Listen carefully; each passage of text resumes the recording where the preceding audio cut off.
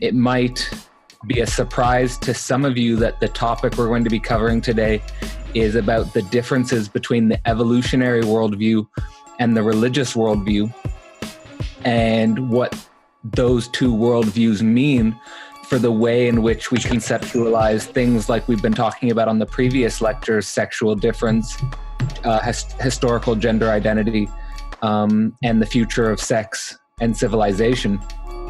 But to give a quick intro, we might say that the evolutionary worldview and the religious worldview are two contradictory or opposing worldviews that have structured much of the modern world, a lot of metaphysical thought in the modern world. And the underlying presuppositions of those worldviews are so profound and fundamental to our identities that if we dare to investigate the questions of what the presuppositions of these worldviews are, we might discover some relation to the way in which we act in history and the way in which we enact our identities. For those of you who don't know, the evolutionary worldview in its most common representation emerged in the scientific world in the 19th century from thinkers like Charles Darwin and Alfred Russel Wallace, who proposed the idea of natural selection, which is basically the idea that living beings change and have a history, and that they evolve through differential survival and reproduction. So if you have a population of organisms, all of them are not going to survive for the same amount of time, and all of them are not going to reproduce at the same rate. And because of the differences in survival and reproduction, their forms will change accordingly. So the forms that survive the longest and reproduce the most will propagate their forms, and the ones that don't will die out, and you'll have change over time. In contrast, the religious worldview is not so much about the natural world and living beings, but more about the relation living beings, specifically human beings, have with a supernatural realm. And most importantly, the relation living beings have with an eternal creator or an eternal being. So it's more about something that doesn't change. It's more about something that doesn't die.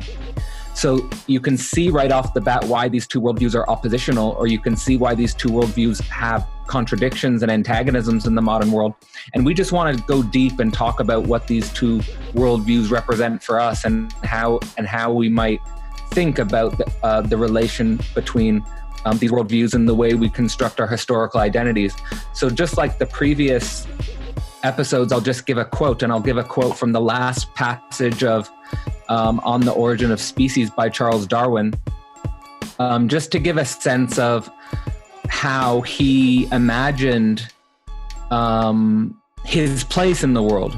And it will give you a sense of why this view of the world, even though it's beautiful, and it's one of the most beautiful passages in all of science writing, might be seen by religious thinkers as an attack.